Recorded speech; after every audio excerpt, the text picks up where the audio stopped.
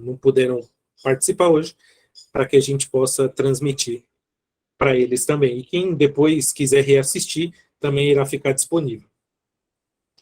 Bem, então, essa associação, ela tem sede em Santa Catarina, a nossa sede nacional, ela fica em Santa Catarina, e nós temos diversos grupos gnósticos espalhados pelo Brasil e pelo mundo.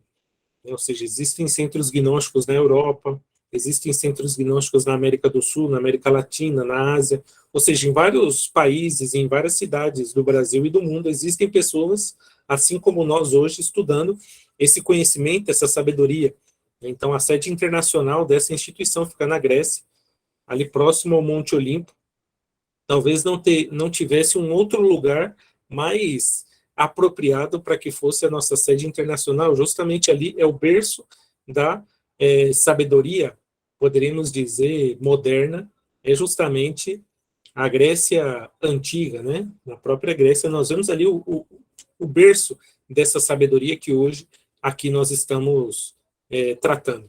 Os instrutores que fazem parte dessa associação são todos voluntários. Então, são pessoas que, assim como vocês hoje estão participando talvez, né, não sei se tem pessoas que já participaram outras vezes, mas como nessa aula inicial estão participando, nós, em algum momento, iniciamos o curso e, né, em determinado momento, tomamos a decisão de transmitir também aquilo que nós recebemos. Então, de maneira gratuita, de maneira voluntária, nós ali exercemos essa tarefa, né, de transmitir um pouco daquilo que a gente tem aprendido durante o tempo. Então, é um pouco da instituição que promove esse tipo de encontro, que é essa Associação Gnóstica Samael Laxmi. Bem, agora nós vamos ingressar no tema em si. Então, vamos começar a estudar esses dois aspectos que a gente se propôs a estudar hoje, que é a mente e a consciência. Duas coisas que nós temos, todos nós temos uma mente, todos nós temos a consciência, e dentro do ponto de vista gnóstico, né, a mente e a consciência cumprem um papel importantíssimo dentro da nossa própria vida. Nós sabemos ali a importância que a mente e a consciência elas têm, talvez, na nossa vida.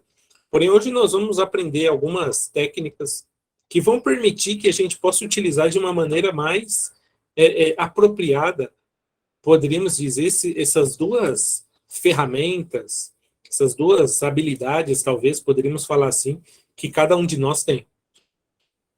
Então, primeiramente, né, falando da nossa própria mente, a gente inicia com uma pergunta: o que é de fato a mente? O que é a mente? Não sei se todos aqui, antes de a gente iniciar a conferência, quando se inscreveram, ou quando viram o cartaz que divulgava essa conferência, chegaram a refletir sobre o que é a mente. O que é a mente? Será que em algum momento da nossa vida nós já refletimos? Né? Já que a mente é algo que nós temos há muito tempo. Há muito tempo nós já nos demos conta que nós temos uma mente. Mas o que ela é de fato? Como que eu posso utilizá-la de uma maneira melhor? Será que a mente ela deve funcionar do jeito que ela tem funcionado durante a nossa vida, ou ela pode funcionar de uma maneira diferente? Então, são algumas perguntas que são fundamentais que nós façamos. Não só essas, é claro. Existem muitas outras que são indispensáveis. Mas a mente é algo que nós utilizamos o dia inteiro. O dia inteiro, talvez, nós passamos pensando.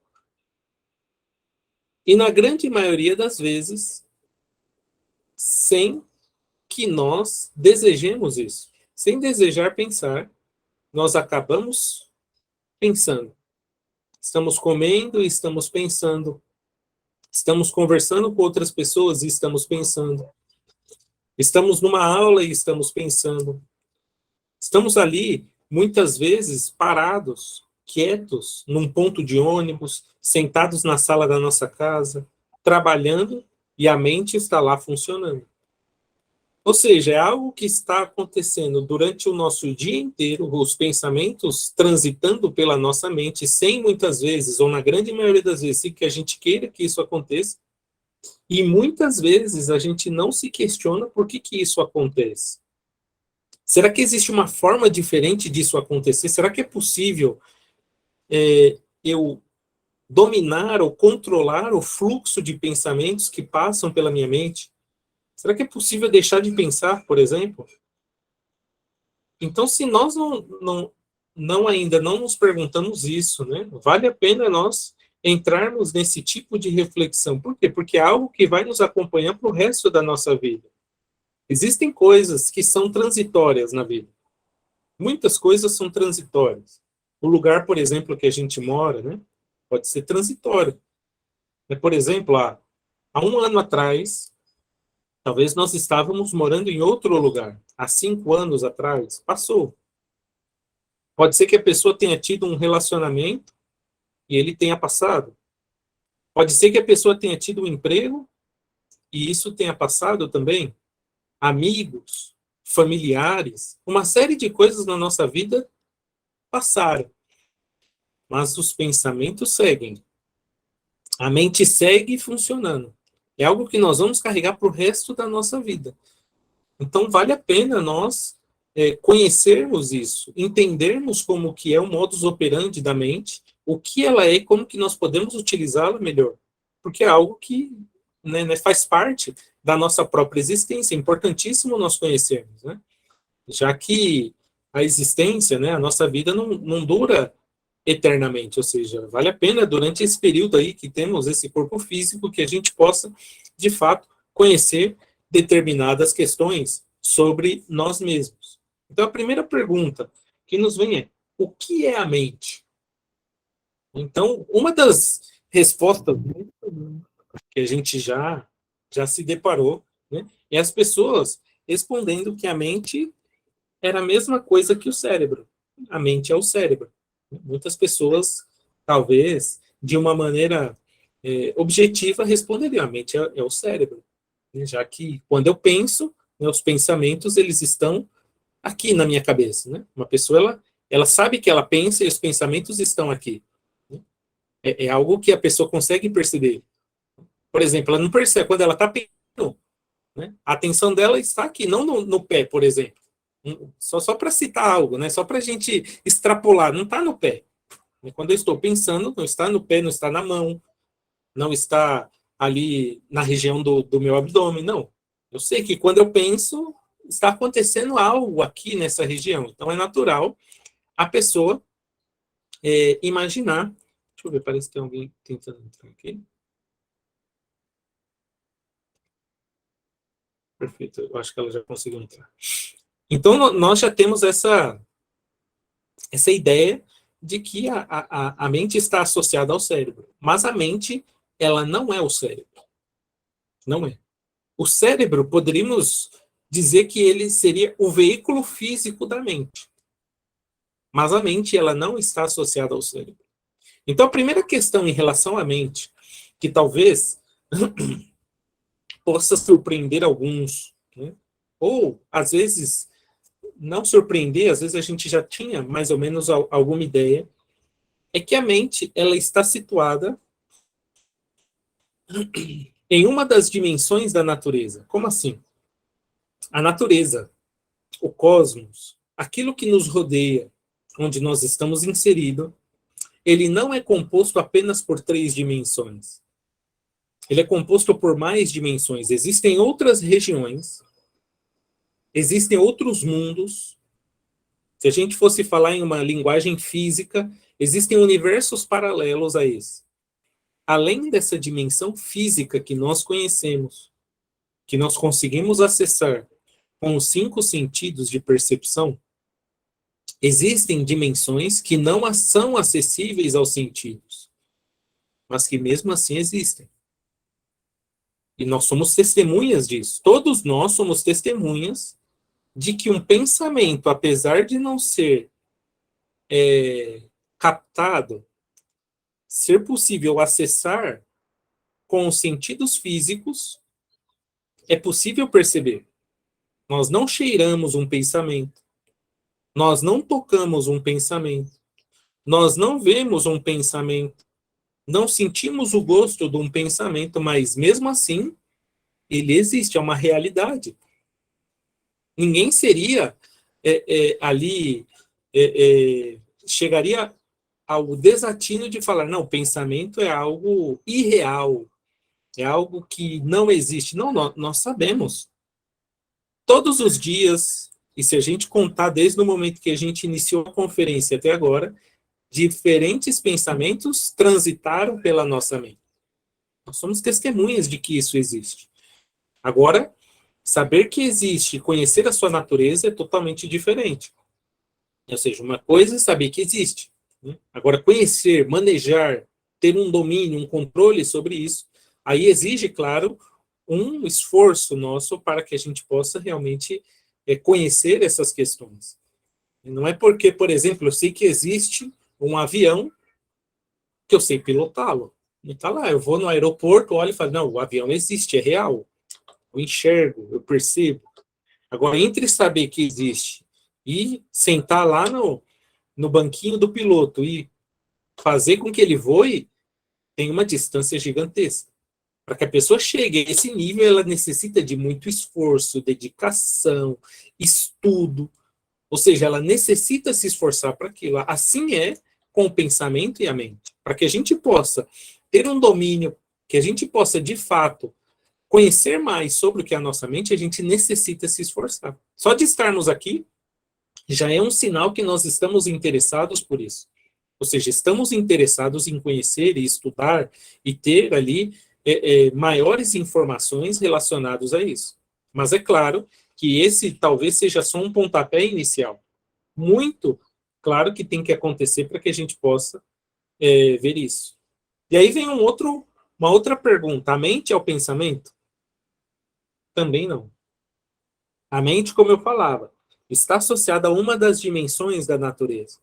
Existe um mundo que é chamado mundo mental, que é o mundo da mente, por onde transitam os pensamentos. Assim como no mundo físico, esse mundo que nós estamos aqui agora, tendo esse tema, né, esse mundo de 3 dimensões, comprimento, largura e altura, esse mundo tridimensional, assim como ele está associado ao nosso corpo físico, o mundo da mente, uma das dimensões da natureza, para ser mais específico, a 5ª dimensão da natureza, ele é aquele por onde os pensamentos, eles transitam. Mas os pensamentos, eles não são a mente. A mente é um corpo que nós temos. É um corpo mais sutil do que esse corpo físico, tá? Que possui características semelhantes a esse corpo físico, porém está situado numa dimensão mais sutil, que não é acessível através dos sentidos físicos, porém acessível a esses sentidos internos. Agora, os pensamentos, eles acontecem no mundo da mente, mas eles não são a própria mente. Tá? A mente é um corpo, e nesse corpo, ali esses pensamentos se manifestam. Esses pensamentos, eles têm uma origem. Atrás de todo pensamento, existe um pensador. E é isso que, durante o curso de autoconhecimento, nós vamos ter a oportunidade de aprofundar mais. O que são esses pensadores? Quem são esses pensadores que existem dentro de nós mesmos? Dentro de nós mesmos, existe basicamente duas forças. Uma força, ali poderíamos dizer, de natureza positiva, e uma força de natureza negativa. Isso foi retratado em diferentes culturas e religiões. Por exemplo, quando nós observamos o símbolo do yin e yang, ali no taoísmo, né, aquele símbolo famoso, que tem uma parte preta e uma parte branca, o combate entre essas duas forças positivas e negativas, nós estamos vendo o retrato desses dois elementos que falamos. Quando nós vemos, por exemplo, o embate entre Davi e Golias na Bíblia hebraica, nós estamos vendo a luta entre essas duas forças. Quando nós vemos na cultura egípcia falando sobre Auros, ali os seus guerreiros, e Sete, os seus guerreiros, né, ou os demônios vermelhos de Sete, como é falado na cultura egípcia, estamos ali vendo essas duas forças. Quando nós vamos na cultura grega e vemos ali Perseu e Medusa, esse embate entre Perseu e Medusa, estamos vendo essas duas forças. E por aí vai. Né? Ou seja, essas duas forças são relatadas em diferentes culturas, religiões, civilizações, e estão relatando uma luta interior que existe dentro de nós. Dentro dos estudos gnósticos, essas duas forças são conhecidas como consciência ou essência e ego. A consciência representando essa parte positiva dentro de nós mesmos, e o ego representando essa parte negativa, representando ali os nossos defeitos, as nossas fraquezas, etc. Então, dentro da nossa mente, esses dois personagens, essas duas forças estarão se manifestando em um determinado momento. Através desses pensamentos que transitam, que vêm à nossa mente durante o dia, estará por trás dele um pensador, uma força que ali se manifestou através da nossa mente. E volto a repetir, a mente, ela é um corpo que nós temos, um corpo sutil. E o cérebro é o veículo físico desse corpo. O assento físico do nosso corpo mental é justamente o nosso próprio cérebro.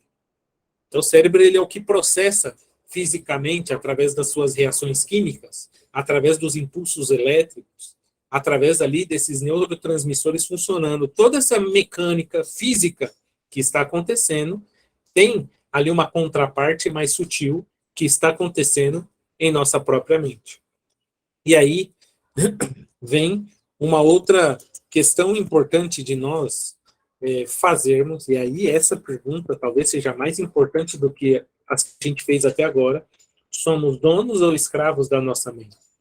Talvez esse ponto aqui seja o mais interessante de a gente refletir. Será que nós que dominamos a mente ou a mente que nos domina? É uma pergunta retórica para a gente fazer essa reflexão. Será que eu que tenho controle da minha mente? Ou ali a minha mente, ela me domina o dia inteiro? Eu quero parar de pensar e não consigo. Eu quero pensar em determinada coisa, me concentrar em algo, e aquilo não funciona em determinados momentos. Por que que isso acontece às vezes? Será que é possível nós realmente sermos donos e senhores da nossa mente? E a resposta é sim. Sim. Alguns sábios já vieram à humanidade para confirmar essa afirmação que aqui fizemos. É possível sim ser donos da nossa mente. Assim, nasceu, por exemplo, o budismo. O budismo, né, ali com todos os seus ensinamentos e técnicas, realmente tem ali o seu epicentro em ter o domínio e o controle da nossa própria mente. Ou seja, está relacionado em a pessoa ter o domínio completo ali da sua própria mente. E como nós sabemos, no budismo, uma das áreas e técnicas que mais se utiliza é, de fato, a própria meditação. Então, a meditação é uma técnica milenar, não exclusiva do budismo, já que várias outras culturas, e para ser mais exato, todos os grandes mestres da humanidade só alcançaram o que alcançaram porque meditavam. Todos, sem exceção, só alcançaram o que alcançaram por causa da própria meditação. A meditação é uma técnica que nos permite, de fato, nos liberar da mente, em sermos donos e senhores da nossa própria mente, que a mente, ela possa, de fato, nos obedecer. Então, algo que é importante a gente entender da mente, tem muito a se falar da mente. A mente, ela é ali, poderíamos dar um curso só sobre a mente, falando sobre a mente, tem muitos aspectos. E nós selecionamos, para tratar nesse tema de hoje, né, aqui, um dos aspectos da mente, poderíamos dizer que abarca uma série de áreas ali dos estudos, é de fato falar sobre as três mentes. Ou seja, essa mente que nós falamos, ela poderia ser dividida em três áreas, em três tipos de mente que nós temos. Nós temos três tipos de mente: uma mente sensorial, intermediária e uma mente interior. Essa tríade, ela foi relatada também em diversos Diversas culturas falaram dessas 3 forças, dessas 3 fúrias, as 3 fiandeiras do destino, as 3 nornas, ali na cultura germânica. É algo que é estudado por diferentes civilizações também. Bem, as 3 mentes que nós possuímos, né, elas ali têm uma representatividade no nosso dia a dia. E seria interessante que nós desenvolvêssemos a mente interior. A mente interior é a que está relacionada com os aspectos mais sublimes, mais sutis que a mente possui. E a mente sensorial talvez seria a mente mais grosseira que nós temos. Então, a mente sensorial é a mente que a gente acaba utilizando mais. Por quê? Porque é aquela que está relacionada aos sentidos. Tudo aquilo que nós recebemos através dos 5 sentidos, essas informações que nós recebemos através dos 5 sentidos, sobretudo, com uma maior importância, o que nós vemos e ouvimos, né, aquilo que impacta mais essa mente sensorial, são os sentidos que nós estamos acostumados mais a usar, né, a visão e a audição. Toda essa classe de informação fica armazenada nessa mente sensorial. Essa mente sensorial é uma mente que elabora todos os seus conceitos baseados nos sentidos. Tudo aquilo que nós recebemos através dos 5 sentidos. E por seu turno, né, ou seja, por receber ali informações limitadas, acabamos formando conceitos falsos da realidade. A mente sensorial ela é muito limitada. E é importantíssimo que a gente utilize essa mente para o que ela serve. Porque ela é limitada. Ela é útil, necessária, porém, ela só serve justamente para os aprendizados relacionados ao mundo exterior. Elas não servem para as coisas essenciais, para aquilo que está relacionado às coisas mais importantes da vida. Então, essa mente sensorial relacionada aos sentidos, né, relacionada às informações que nós recebemos através dos 5 sentidos, ela elabora os seus conceitos de acordo com o que recebeu do mundo exterior. Por exemplo, nós vemos algo acontecendo, né, no mundo físico, e a mente sensorial é aquela que faz com que a gente compare aquele fenômeno, aquilo que nós estamos vendo, com qualquer outro fenômeno que a gente tenha visto em uma outra oportunidade. A pessoa viu aquilo em um outro momento, assistiu um filme relacionado com aquilo, e aí ela compara. Essa e a mente intermediária, essas duas, elas aprendem e se desenvolvem através da comparação. E a comparação, ela não é um instrumento de aprendizagem idôneo. Por quê? Porque cada fenômeno é único. Cada evento é único. Quando nós estabelecemos comparações dessa natureza, né, para compreender algo, nós acabamos não chegando à profundidade daquele fenômeno, daquele evento. Então, por exemplo, né, alguém nos traiu. Vamos supor que a pessoa sofreu uma traição, seja de um amigo, seja conjugal, seja de qualquer natureza. Ela teve uma grande decepção na vida. Seus sentidos receberam aquilo. Ela viu, ouviu uma série de coisas, né? E outras coisas. Ela sentiu aromas, né? Existe uma série ali de fenômenos físicos que aconteceram. Essa pessoa, quando ela vai se relacionar novamente com outra, seja uma amizade, seja um relacionamento amoroso, ela vai trazer toda essa carga sensorial para aquele evento futuro. E ela acaba tendo dificuldades em se relacionar com as pessoas novamente. Por quê? Porque aquela impressão está ali gravada na mente sensorial. Só que como ela não trabalhou aquilo, aquela impressão, aquela sensação, ela ingressou de qualquer jeito na mente da pessoa, está gravado na mente sensorial, que sempre que aparece uma pessoa para se relacionar, ela vai trair essa pessoa. E aí ela fica sempre com o pé atrás, fica sempre desconfiada. É uma pessoa que não consegue mais dar confiança às outras, etc. Ou seja, é algo que está acontecendo na periferia da mente. Ou seja, está acontecendo dentro desse terreno sensorial. A mente sensorial é útil? É útil, porém dentro do seu terreno. Para que serve a mente sensorial? A mente sensorial ela serve ali para a gente, por exemplo, conseguir processar o que está acontecendo aqui e agora. Por exemplo, a nossa mente sensorial consegue, através do aprendizado sensorial que nós recebemos, nós aprendemos um idioma através das impressões que nós recebemos. Se nós tivéssemos nascido no Japão, iríamos aprender o japonês. Se tivéssemos nascidos ali nos Estados Unidos, o inglês, na França, o francês, e isso tudo foram impressões do mundo exterior, que chegaram à nossa mente sensorial, e a gente aprendeu que aqueles símbolos, aqueles fonemas que agora estou falando, né, significam aquilo que está dizendo. Ou seja, nós aprendemos isso através da mente sensorial. Sem a mente sensorial, seria impossível, nesse momento, vocês conseguirem captar o que eu estou falando, entender o que eu estou falando.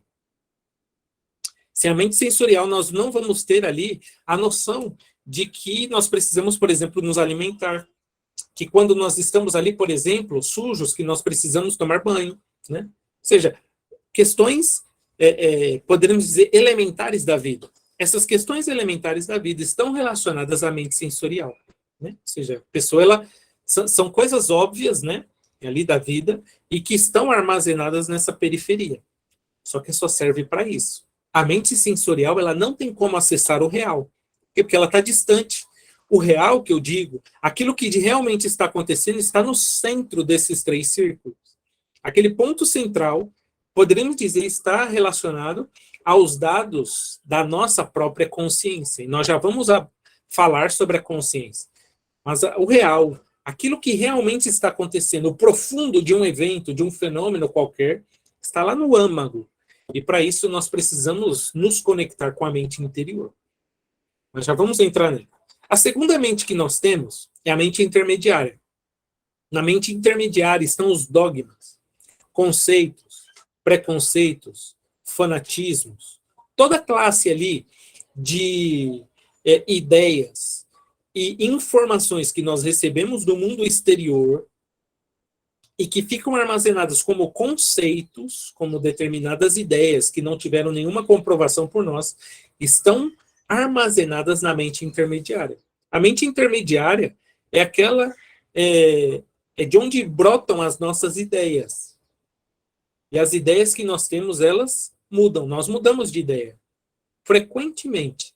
Às vezes, no mesmo dia, nós mudamos várias vezes de ideia. E a gente fala, mas por que eu mudo tanto de ideia?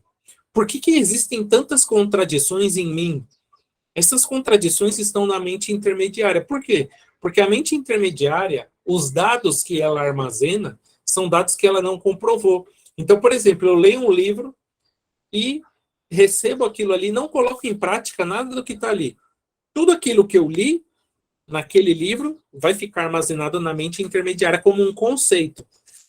Um conceito. Por exemplo, a pessoa lê um livro sagrado, leu a Bíblia, por exemplo, o Alcorão, o Bhagavad Gita, o Popol Vuh dos Maias. Ela leu ali a Piscis Sophia, ou seja, existem muitos livros sagrados aí. A pessoa leu alguns trechos, algumas frases, e aí ela pega aquele trecho, não teve nenhuma comprovação, não colocou aquilo em prática, aquilo não ingressou como uma experiência direta dela, ela armazena aquela informação do jeito que está. Ou seja, ela armazenou aquela ideia, aquele conceito, aquele dogma, e aquilo fixa nessa mente intermediária, e ela vai agir daquele modo até que uma outra ideia a combata. Quando alguém for capaz de contrapor aquela ideia e mudar aquela ideia que ela tem daquilo, ela muda de ideia. Mas por mais bonito que isso pareça, a pessoa fala, não, estou mudando. Na verdade, essa ideia que foi mudada não foi por uma análise.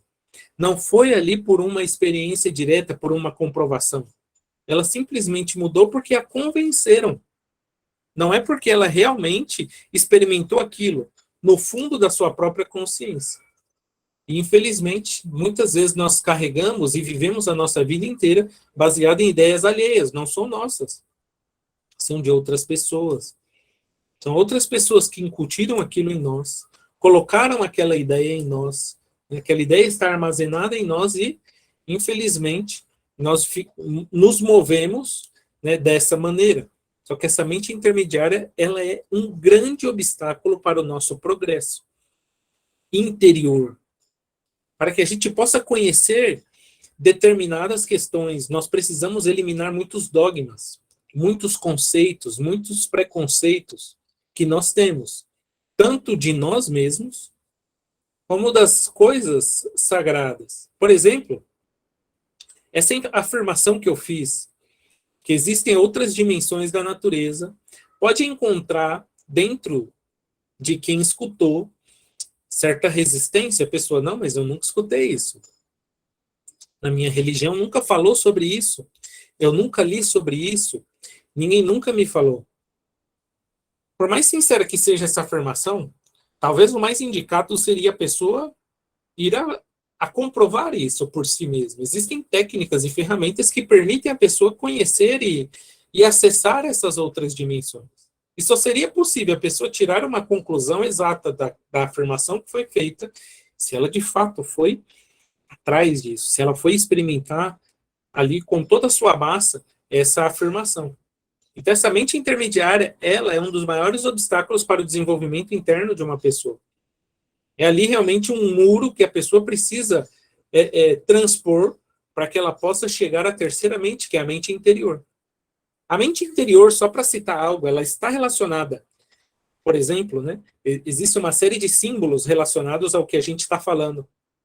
Então, o símbolo da mente interior, dentro, fazendo um paralelo com os estudos cristãos, tem a ver com o apóstolo Tomé. Tomé, ali na Bíblia, é aquele apóstolo que quer tocar na chaga. É aquele que quer o quê? Sentir, ver, né? Ele não acredita só no que Jesus disse. Não, eu estou aqui, eu ressuscitei, né? É aquele verdadeiro São Tomé, ele quer comprovar. Deixa eu ver aqui se realmente você tá aqui. E ele vai lá e coloca o dedo na ferida. A mente interior é essa característica, essa habilidade, essa mente que está relacionada à comprovação direta do real. Então, qualquer fenômeno, qualquer coisa, qualquer ali evento que a pessoa queira compreender, ela necessita experimentar por si mesma. Buscar a experiência direta.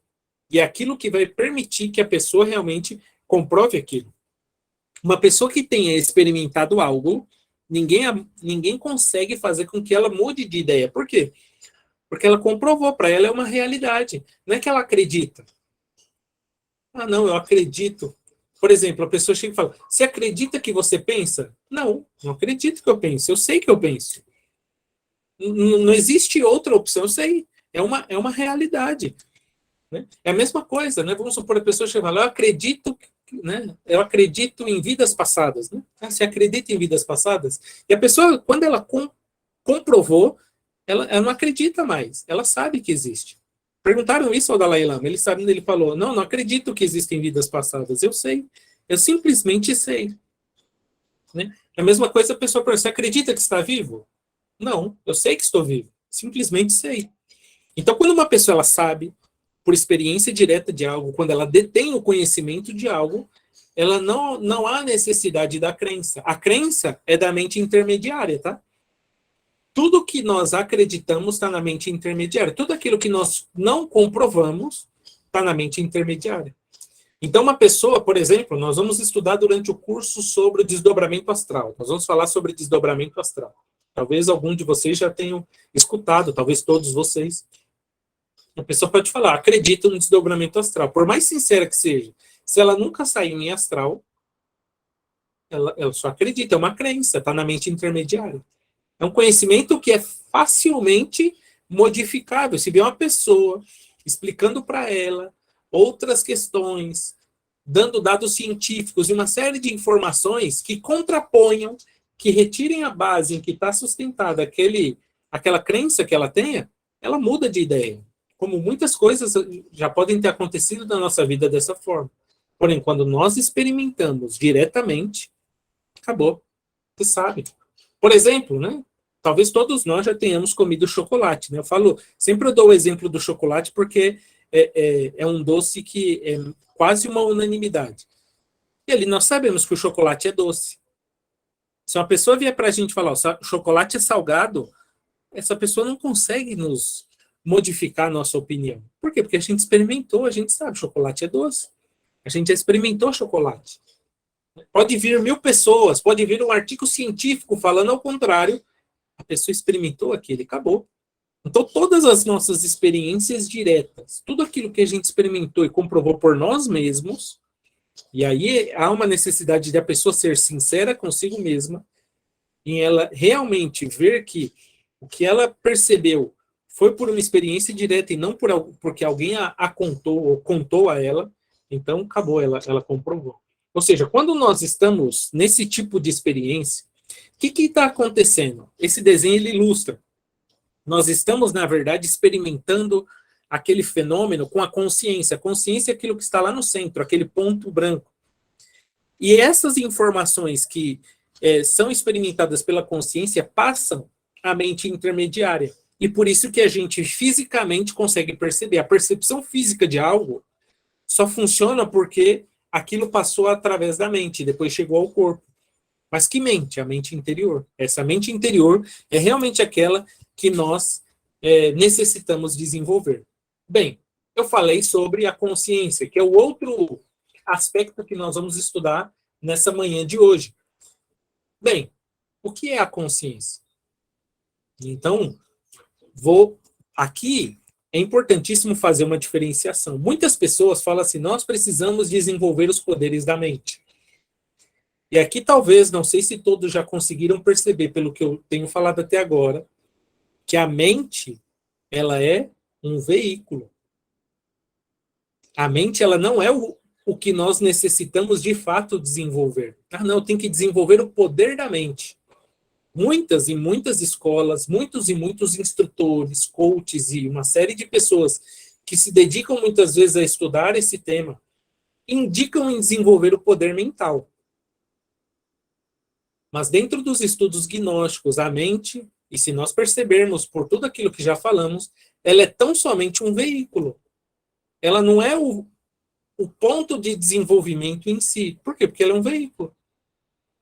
O veículo, ele, na realidade, ele serve para transportar algo. O essencial é o condutor. Né? É igual um carteiro. Né? Ali, profissão exemplar, indispensável. Porém, o indispensável não é o carteiro, é a carta que ele carrega. É a encomenda que ele carrega. Não o carteiro. O carteiro ele é só um veículo. Ele que transmite o que é essencial, que é a carta. Né? Então, o que realmente é importante, o que é realmente essencial, é o que ele carrega. É o que a mente carrega. Esse que é o essencial que a gente necessita desenvolver. Então, muitos daqueles que estão dedicados a desenvolver o poder da mente estão ali, na realidade, tomando um caminho equivocado. Porque a mente é tão somente um veículo. Tá? Um veículo que tem ali as suas características, porém, não deixa de ser um veículo. O que realmente é importante desenvolver, ampliar, aumentar, é a nossa própria consciência. Então, tem muitas pessoas que falam, nós usamos só 3% da mente, etc. Não é da mente, é da consciência. Não é da mente. A mente é um veículo, simplesmente. Não é 3% da mente que uma pessoa usa, etc. Na verdade, isso é a consciência, que a gente acaba confundindo, é muito fácil, porque são coisas que estão sutis dentro de nós.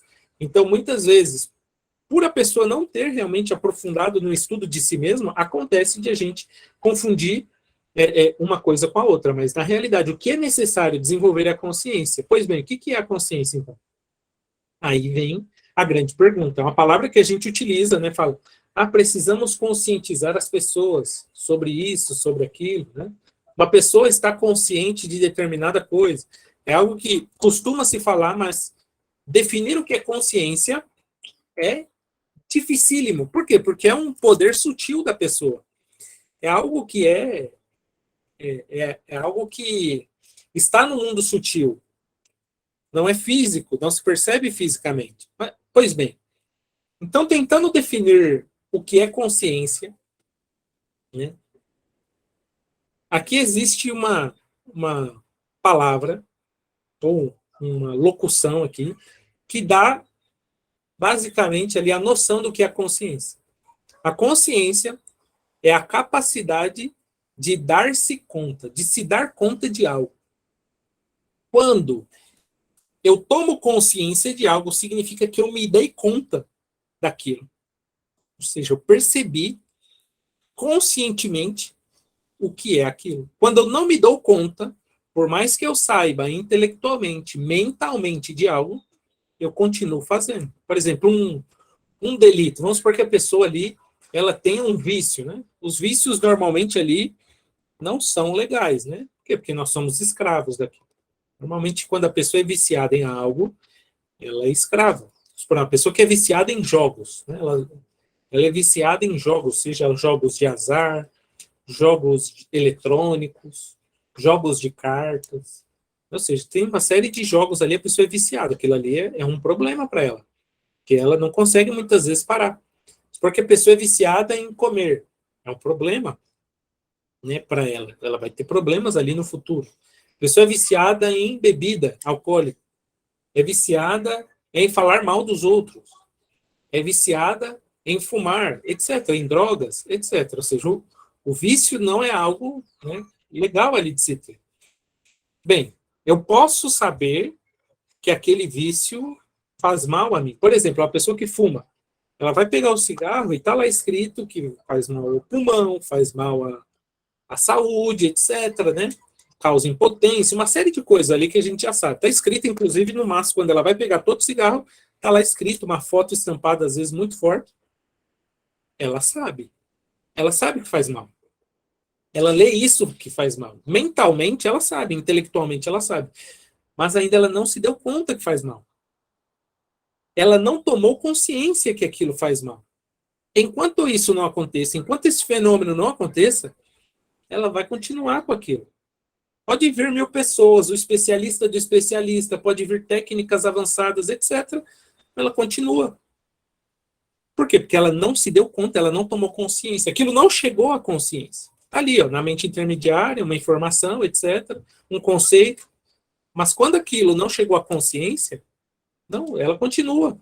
Vai fazendo e vai fazer qualquer coisa que nós não nos demos conta ainda, não tomamos consciência, então nós permanecemos fazendo aquilo.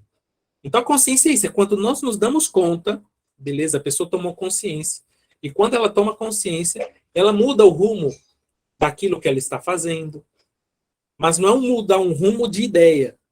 Volto a dizer, há uma grande diferença em a pessoa mudar de ideia e a pessoa mudar porque ela se deu conta. Essa mudança porque se deu conta é algo contínuo, é algo permanente, é algo real, é uma mudança real que acontece na pessoa. E essas mudanças são um grande objetivo dos estudos gnósticos, porque a gnose, como escola do despertar, busca que cada pessoa possa realizar mudanças em sua vida. Porque uma pessoa ela vai mudar quando ela não está contente com algo que existe nela, na vida dela, algo que esteja ocorrendo, né? Por exemplo, está acontecendo alguma coisa ruim na vida dela, que ela não está gostando, que é algo que está desagradável, em alguma situação desagradável, qualquer que seja. Ou seja, se a pessoa ela só reclama daquilo, se ela só, não, isso está ruim, isso é chato, mas ela não busca mudar, de nada adianta. Realmente, o que vale a pena é a pessoa mudar, para que as coisas mudem. Tem uma frase que diz, né? Muda que a vida muda. Né? Um bordão aí, muitas pessoas falam, mas é real. Ou seja, se a pessoa muda internamente, as coisas mudam fora dela mesma. Essas mudanças que estamos falando estão relacionadas com a sua própria consciência.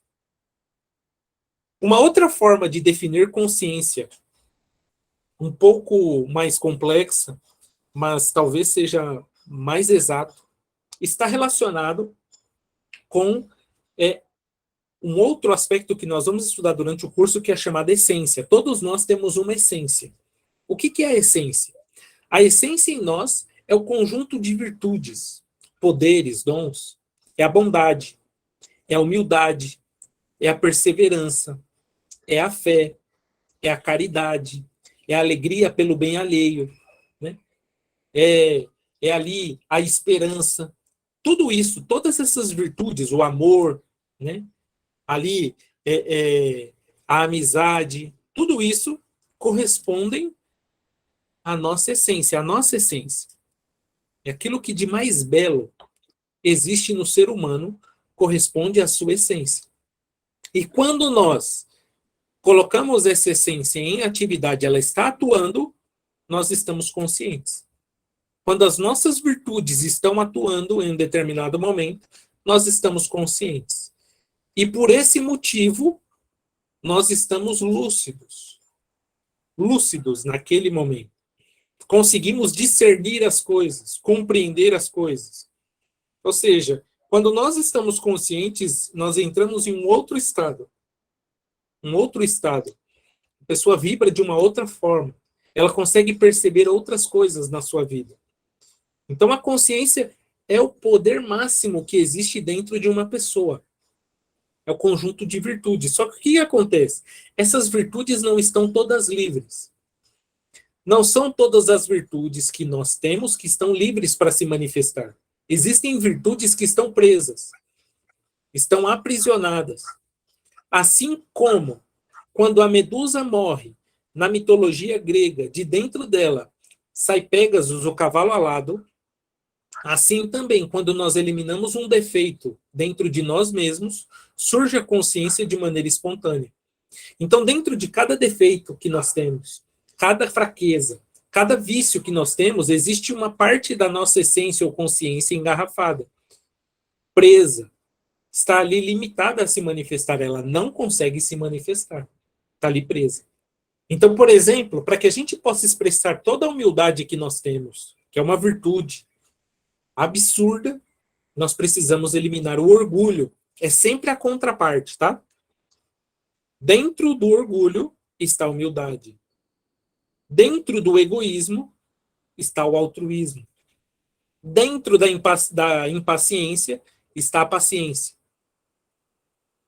E assim por diante.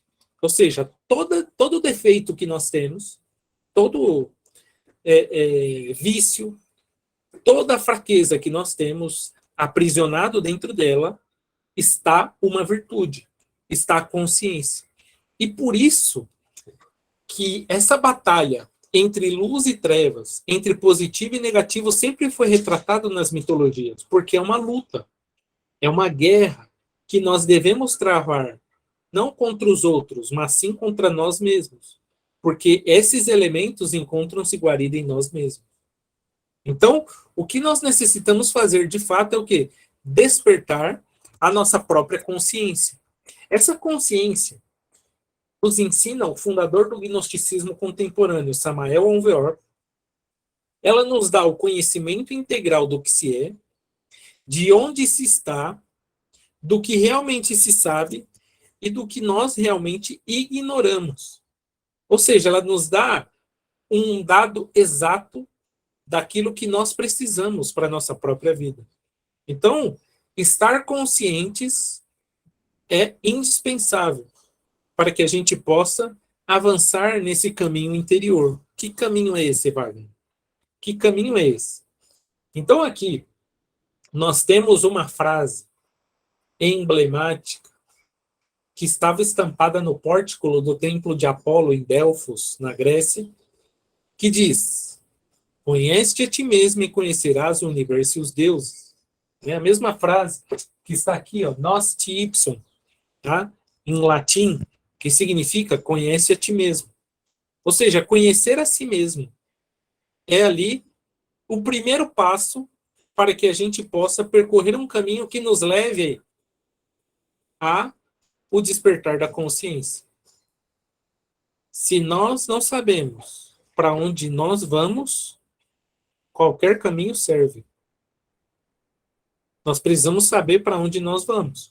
Para onde nós vamos? É uma pergunta para a gente fazer agora, para nós mesmos. Para onde eu estou indo? Não fisicamente falando. mas da minha vida, o que eu estou fazendo internamente, da minha existência, o que eu estou fazendo, para onde eu estou indo, o que eu faço, os meus hábitos, os meus costumes, a minha rotina, para onde está me levando? Isso é indispensável uma pessoa perguntar de tempos em tempos. Né? Constantemente é importante ela estar se perguntando, porque o primeiro passo para a gente ajeitar o rumo, o prumo, para onde nós vamos, é saber primeiramente onde nós estamos. Sabendo onde nós estamos, agora a gente fala onde eu quero chegar. E aí a gente estabelece um caminho de onde eu estou até onde eu quero chegar. E aí eu começo a dar passos. E para tudo isso, eu preciso conhecer a mim mesmo. Então, o autoconhecimento nos faz acessar a consciência superlativa do ser. Nós vamos começar a acessar essa consciência que está dentro de nós, querendo ser desperta. E podem ter certeza absoluta que o que trouxe cada um de vocês nessa conferência de hoje foi a consciência que vocês têm. Todos que estão aqui têm uma consciência. Todos, sem exceção. Todos nós aqui e agora temos consciência, como todas as pessoas da humanidade. Todo mundo tem consciência. Uns um pouquinho mais, outros um pouquinho menos, mas todos têm uma consciência. Só que para cada pessoa existe um momento exato onde essa consciência começa a impulsionar a pessoa, a promover dentro dela certas inquietudes espirituais, a fazer com que ela comece a buscar algo, quando ela começa a falar, não, existe algo mais na vida. Não é só ir para a escola, estudar, depois trabalhar, fazer uma família, comprar uma casa, um carro, envelhecer e morrer. Não é só isso. A vida não poderia ser só isso. Seria muito pequeno da vida ela ser para isso. Porque tudo isso que eu falei fica aqui. Tudo isso permanece nesse mundo físico e a gente não faz nada com isso. Deve ter algo, deve existir algo que não é daqui. Como dizia Shakespeare, existem mistérios que a nossa vã filosofia nem suspeita entre o céu e a terra. Existem muitos mistérios e a gente pode descobri-los, eles podem deixar de ser mistérios para nós. Nós podemos fazer e conhecer isso. E a nossa inquietude, essa inquietude que surge dentro de nós, ela nos assinala nessa direção. Todos estão aqui, pode ter certeza, porque têm inquietudes espirituais. Porque existe algo dentro de si que está o quê? Vibrando. E é importante que a gente alimente isso para que essa força esteja ativa. Porque as coisas do mundo, os eventos da vida, os compromissos sociais, as festas, um programa de televisão, uma notícia na internet pode ser suficiente para abafar esses sentimentos mais sublimes. Essas coisas mais transcendentais da vida podem ser afastadas justamente porque essa... Aqui está o meu gatinho, ele pulou aqui no meu colo. Essas coisas mais sublimes, elas podem justamente ser afastadas por essas coisas tão banais da vida, em algum ou em determinado momento. Então, esse autoconhecimento, ele é indispensável. Para quê? Algumas, poderemos dizer, vantagens realmente do despertar, do desenvolvimento interior. Orientar-nos no caminho interior. Então, para onde eu vou? Né? Muitas vezes a gente fica em dúvida, fica confuso, o que eu devo fazer? Se nós desenvolvermos, despertarmos a nossa consciência, nós vamos poder tomar esse tipo de decisão com firmeza, com sabedoria. Nós vamos conseguir fazer isso de maneira consciente. Nós vamos ter lucidez e bem-estar físico e interno. Ou seja, essa consciência nos dá essa lucidez, nos dá um bem-estar físico e também espiritual. Além disso, permite acessar outras dimensões, como eu falava mais atrás, né? Ou seja, através dos estudos gnósticos, nós podemos comprovar a existência dessas outras dimensões, acessá-lo. Tá? Então, esse despertar nos auxilia, de fato, nesse sentido. E para a gente já se encaminhar para a conclusão do nosso tema da manhã, e se alguém tiver alguma pergunta, alguma questão, fazê-la também. Vamos falar um pouco sobre o despertar. Eu falava que a gente ia tratar do despertar da consciência, e aí vem a questão, né, do despertar. O que é despertar a consciência? Por que devemos despertar? Então, desperta-se uma consciência que está adormecida. E a consciência adormecida, como que nós percebemos? Como que é possível saber que a consciência está desperta ou adormecida? É bem simples. Não é algo tão difícil de se fazer. Eu sei que a consciência está adormecida quando eu não vivo o momento presente. É simples. Quando eu estou fora do instante presente, vivendo um futuro que não existe ainda, um passado que já passou, ou seja, não existe mais, eu estou adormecido. Quando eu estou fora do instante presente, eu estou adormecido, preso aos problemas, pensando e pensando e pensando uma série de coisas que não vão acontecer e não aconteceram, eu estou adormecido. Talvez nós passemos uma grande parte do nosso dia o quê? Adormecidos. Estamos lá dormindo, a consciência dormindo, e a gente não está conseguindo, muitas vezes, viver aquele instante. Está lá preso num futuro que não aconteceu, ou num passado. Então, a consciência, ela sempre se expressa no aqui e agora. Sempre no momento presente é onde nós vamos ter a consciência se expressando, se manifestando.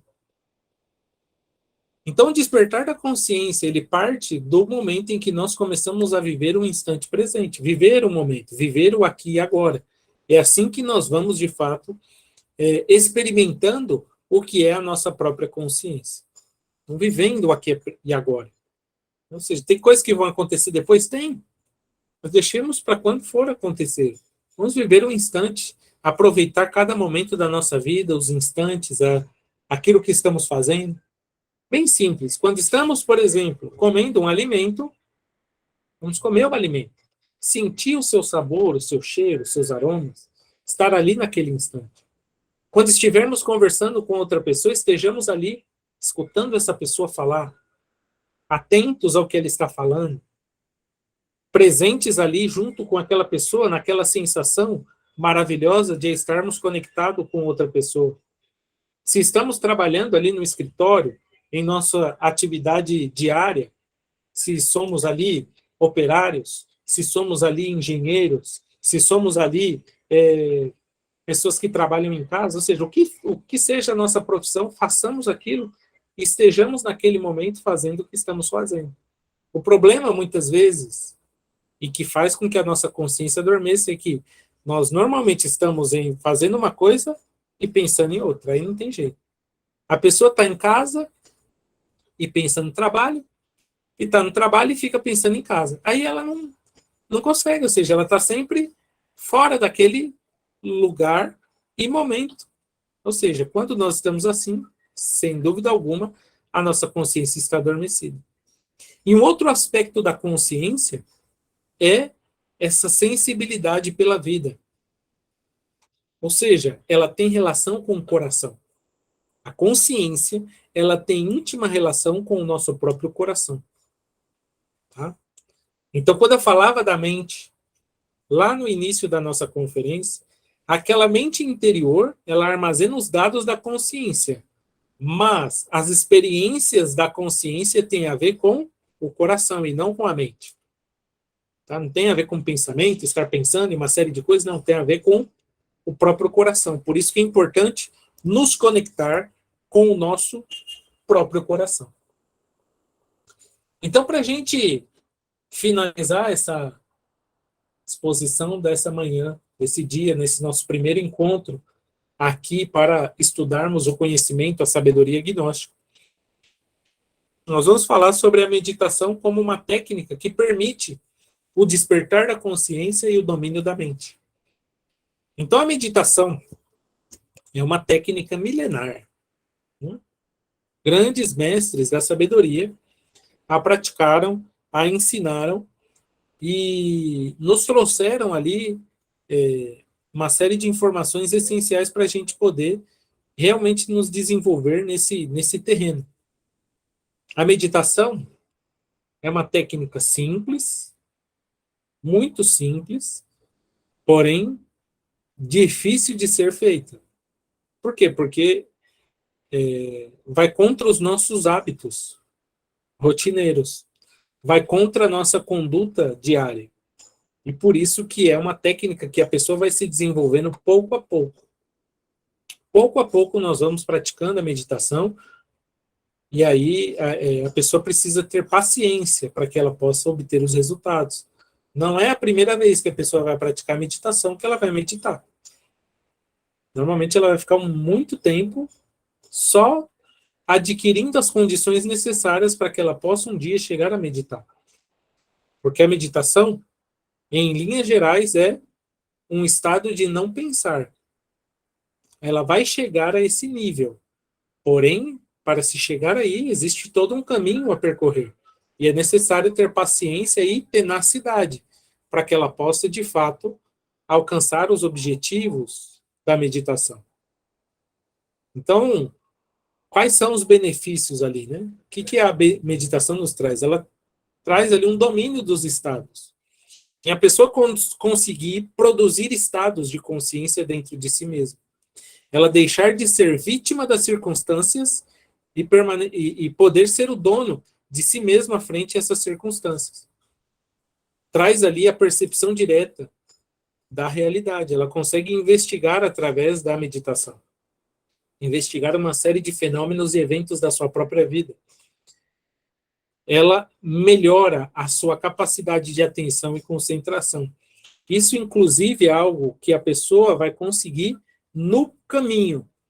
Faz parte do percurso até a meditação, desenvolver a atenção e concentração. Fora a saúde física interna. Saúde mental, saúde biológica, saúde emocional. Ou seja, a meditação é uma técnica que melhora o funcionamento do corpo. O corpo ele funciona de uma maneira muito mais otimizada através da meditação. Então, a meditação é uma técnica essencial para antes da sabedoria. Então, aqui, como que eu faço para meditar?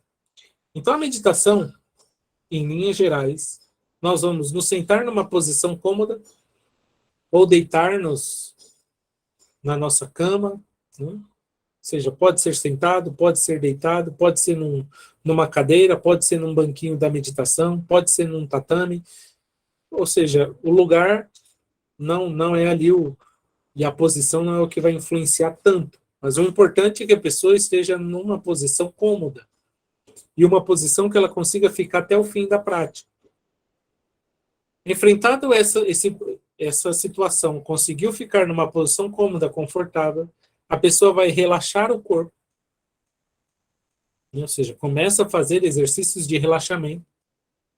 Depois do relaxamento, nós vamos ali fazer exercícios de concentração, concentrar-nos em um único ponto, até por fim, entrarmos em profunda meditação, ou seja, não pensar.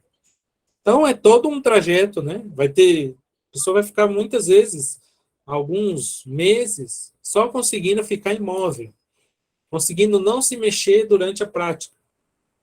Depois ela vai ficar mais um tempo não se mexer e relaxar. E aí mais um tempo ali desenvolvendo a capacidade de relaxamento. Aí depois ela vai ficar mais um tempo na parte de concentrar-se em um único ponto, em um único objeto, em um único pensamento. Para, por fim, depois de meses praticando, talvez anos, conseguir meditar. Então, é uma técnica que exige paciência, tenacidade, continuidade de propósitos, mas aqueles que se propõem, conseguem. Se a pessoa se propor e poderíamos dizer, pagar o preço, ela vai alcançar os resultados que a meditação tem a trazer. Mas não tem como a pessoa, em uma prática de meditação, ela já ser um atleta da meditação. Não tem como, é a mesma coisa que eu falava. Seria semelhante a uma pessoa chegar, na primeira aula de aviação, ela assistiu lá o tema, como pilotar um avião, e ela fala, agora eu vou pilotar a máquina. Não tem como. Ela tem que enfrentar o processo. Ter paciência, constância, aí sim, ela vai alcançar isso. A meditação, ela vai realmente fazer com que mente e consciência estejam ali à nossa disposição. E é realmente isso que a gente espera, né, ali com a prática da meditação. Então, com isso, a gente finaliza a nossa conferência de hoje, agradecendo a presença de todos vocês e convidando todos para o curso de gnose, né, que tem início, né, o início oficial, poderíamos dizer, do curso é terça. Então, na terça-feira, nós temos o início do curso. Hoje é uma conferência de abertura, onde a gente estudou um tema muito interessante relacionado ao curso. E aí a gente inicia com a primeira conferência do curso, chamada O que é Gnoses, na próxima terça, às 9 da manhã, tá? Pela mesma plataforma, né, o Google Meet, e vai ser online. E aí esse curso ele tem uma duração média de 3 meses. Então são 23 conferências que nós teremos. Uma conferência na terça, uma conferência na sexta-feira. A duração média é de 1 hora do tema, né? De 50 minutos a 1 hora do tema. Espaço para perguntas e prática. Tá? Então a gente sempre vai ter uma prática que a gente vai fazer também coletivamente. No início do curso, a gente vai fazer algumas práticas ao fim, mas a proposta depois é que a gente inicie fazendo a prática. Então, a gente comece fazendo já a prática, para nos colocar num estado apropriado de consciência, etc.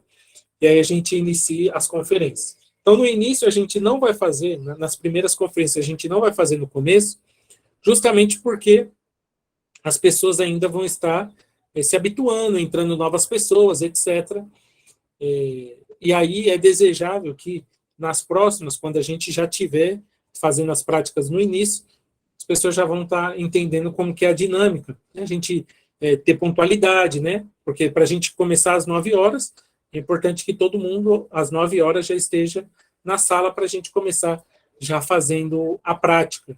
Então, no início, claro que não tem como a gente exigir isso, mas durante o curso, aquelas pessoas que já forem participar do curso, então a gente já consegue ter uma dinâmica melhor, uma disciplina melhor em relação a isso. O curso ele é totalmente gratuito, não há nenhuma cobrança, né? Talvez o preço mais alto que nós vamos pagar pelo curso é de fato o nosso tempo, né? Ou seja, é realmente a pessoa se dedicar ao curso. É o bem mais valioso que nós temos, né? E por isso que não há nenhum custo financeiro. Por quê? Porque a gente vai estar pagando com aquilo que a gente tem de mais valioso, que é o nosso tempo. Está ali, tendo continuidade, participando de maneira ativa realmente do curso, e isso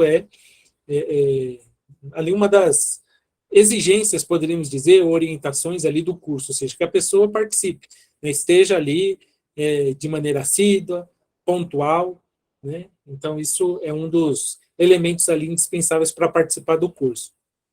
É importante anotar aquilo que considere relevante, né? Então, ter ali sempre à mão um caderno de anotações, ou uma página ali para a gente estar escrevendo o que a gente considera importante, vale a pena para a gente depois refletir sobre aquilo, ou praticar quando a gente entregar alguma prática, né? Vale a pena a gente fazer as anotações.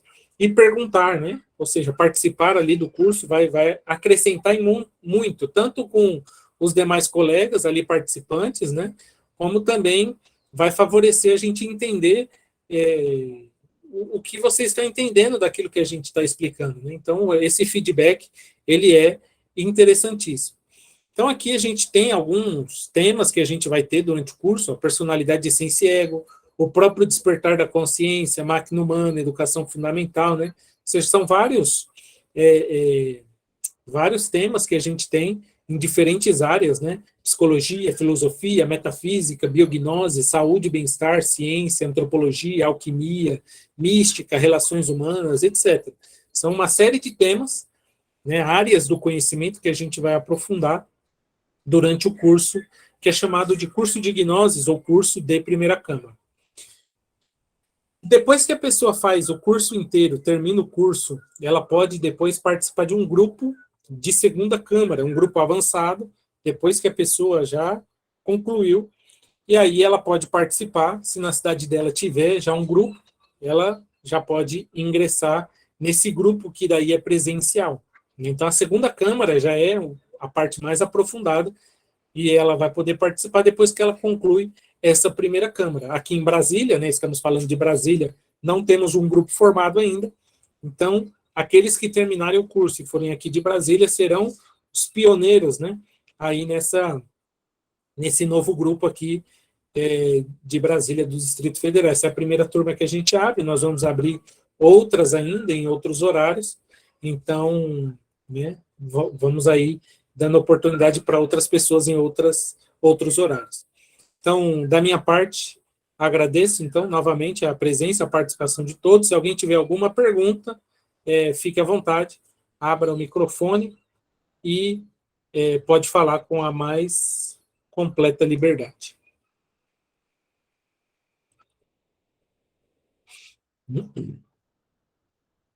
Eu que agradeço, André.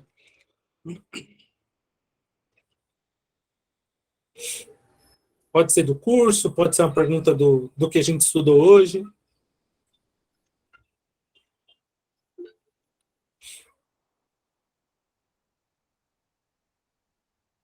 Eu que agradeço, pessoal. Pode falar, Josielma.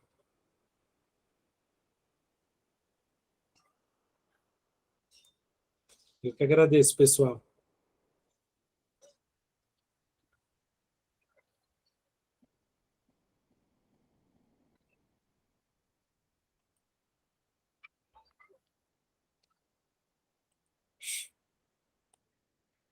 Josielma, você ia fazer alguma pergunta, dizer algo? Você tinha levantado a mão?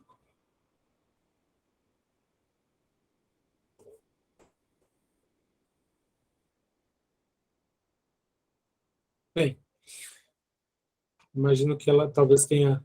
Ah, ela fez uma pergunta no chat. Ó. Então, uma pergunta interessante aqui da Josielma. A meditação guiada, no caso, é só uma distração da mente intermediária? Muito boa pergunta, Josielma. Não, não é, tá? A meditação guiada, ela é importantíssima justamente para o aprendizado. A meditação guiada, ela tem um, um viés pedagógico, tá? Claro que dificilmente a pessoa irá meditar em si numa meditação guiada. Por quê? Porque há distração. Tem distração? Tem. Só que o que acontece na meditação guiada é que nós conseguimos, numa prática como essa, elevar os nossos estados. Ou seja, ter experiências diferentes do que a gente tem no dia a dia. Então, essas práticas de meditação guiada, e nós vamos fazer algumas durante o curso, e nós vamos perceber para aqueles que ainda não praticaram, elas ajudam a gente a elevar os nossos estados e ter algumas experiências relacionadas à consciência. Mas dizer realmente que uma meditação guiada é uma meditação em si, ou seja, nós conseguimos ficar com a mente em branco, seria realmente, né, estaremos mentindo que a pessoa realmente vai chegar a ficar com a mente em branco. Por quê? Porque vai ter impressões do mundo exterior. Ela vai estar com uma impressão do mundo exterior. Então, toda vez que o instrutor estiver falando, que a voz estiver chegando, né, aquilo vai impactar o lago da nossa mente. Então, algo vai acontecer e a mente ela vai estar ainda em atividade. Porém, não é uma prática inútil. É uma prática muito útil para produzir estados de consciência. Então, ela tem só uma outra finalidade. Tá? Mas em termos de meditação, no seu sentido essencial, que é mente em branco, de fato, não lograremos. Mas muito boa, tá? A pergunta, excelente. Mais alguém quer fazer alguma pergunta?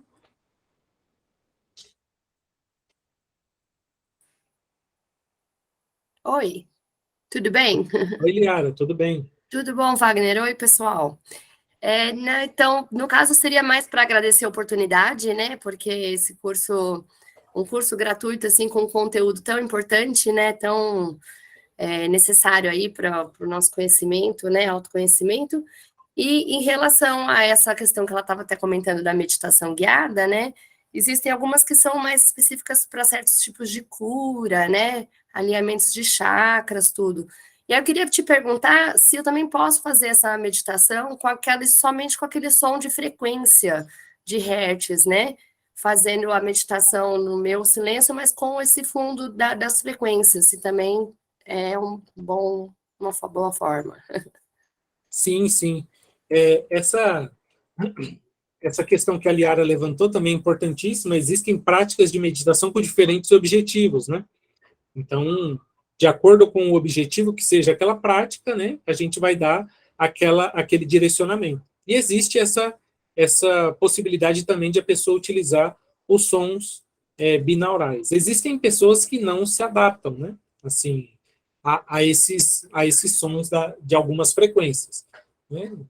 No contínuo, muitas vezes a pessoa começa fazendo, só que depois de um tempo, muitas vezes a pessoa ela acaba não se adaptando. Então, assim, é uma questão de adaptação da própria pessoa. Nós recomendamos, dentro do curso, assim, como recomendação para utilizar nas práticas de meditação, as músicas clássicas, sobretudo dos grandes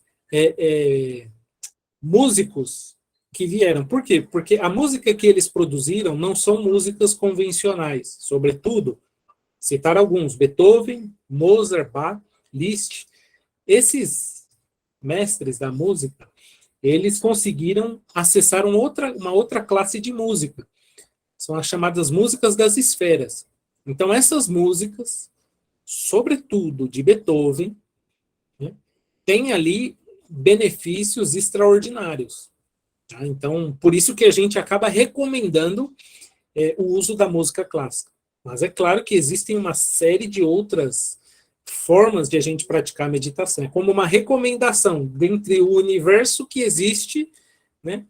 Existe essa recomendação especial porque tem uma natureza diferente essas músicas desses mestres, sobretudo de Beethoven, né? As sinfonias de Beethoven, cada uma delas tem ali uma conotação e uma serventia diferente, tá? Mas sim, se a gente utilizar outras, né, pode ser uma meditação guiada de cura, uma meditação guiada de paz, uma meditação guiada ali de bem-estar, então existem essas outras maneiras também de fazermos prática de meditação.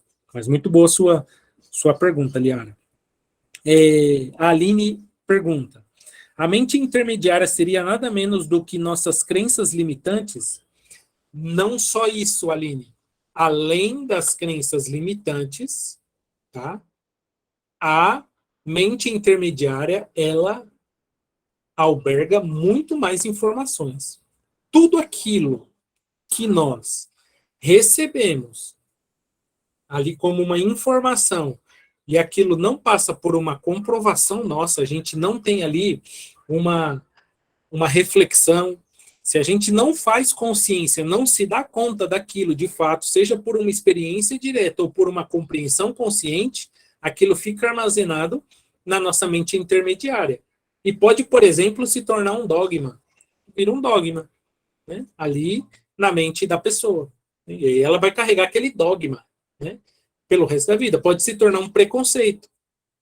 Ela tem um preconceito em relação a isso. Ela tem ali uma crença, né, limitante também em relação a isso. Ou seja, a crença limitante é uma das informações que fica na mente intermediária, mas a mente intermediária tem uma série de informações e ideias, e qual que é a similaridade entre elas? Tudo aquilo não é nosso e não passou por um processo de compreensão. A pessoa só guardou aquela informação como uma verdade ou como uma mentira, né? Só guardou aquela informação, né? Vamos supor, eu tenho um preconceito em relação a determinada religião. Está lá, nessa mente intermediária. Eu tenho um preconceito racial. Está lá na mente intermediária, esse preconceito. Eu sou um fanático religioso. Esse fanatismo está lá. Esse fanatismo está na nossa mente intermediária. E se a pessoa não submete isso a uma profunda reflexão, análise, ou uma prova daquilo, né? Ela busca comprovar, realmente aquilo ali é um obstáculo tremendo para o avanço dessa pessoa em diferentes áreas.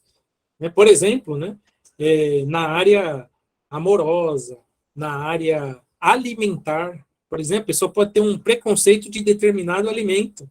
E quando ela come o alimento, o sabor que ela sente não é só sensorial, ele é da mente. Por que existem pessoas que comem determinados alimentos e outras que não?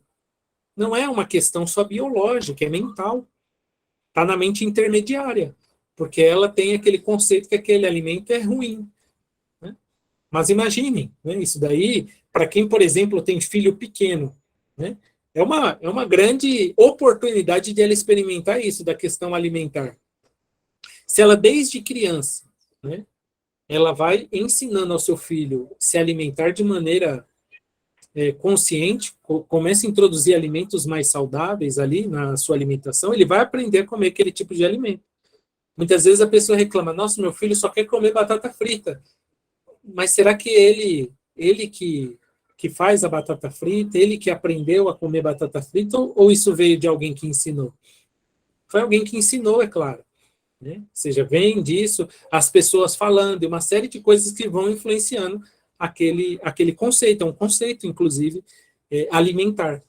Então, a mente intermediária, ela é realmente ali um desafio para nós, para a gente realmente vencer. Agradeço pela pergunta. Muito boa essa pergunta da Aline, porque deu a oportunidade de a gente entrar nessa temática também. Bem, gente, então chegamos às 10h30. Como prometido, finalizamos então a nossa aula de hoje. Aguardo vocês então na terça-feira. Nós vamos, durante o curso, criar uma sala de aula no Google Classroom. Nós vamos falando sobre isso durante o curso, tá? Nós vamos criar o Google Classroom, vamos passar o link no grupo, e aí vocês vão ter a oportunidade de acessar esse material lá no Google Classroom, vai estar disponível para todos, para futura consulta.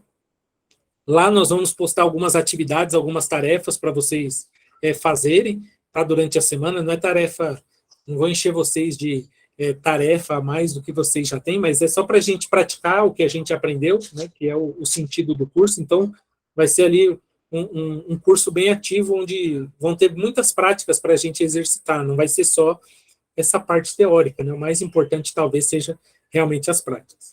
Então, todos tenham aí um bom fim de semana, e às 9h da terça-feira nos encontramos novamente. Se quiserem convidar amigos, parentes, familiares, tá? As inscrições ainda estão abertas.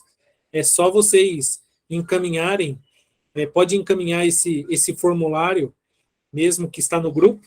Nós vamos montar depois um novo para divulgar outras turmas, aí as pessoas podem ingressar também em outras turmas. Então, fiquem com Deus, um ótimo fim de semana e até a próxima. Tchau, tchau.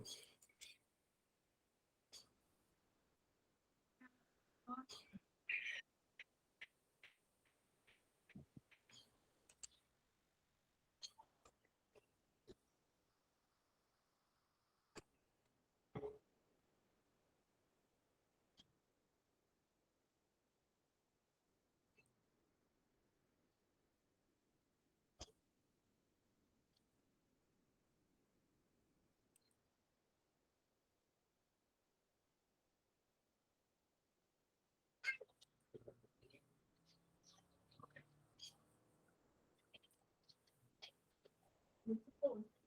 Poucos dias a gente está.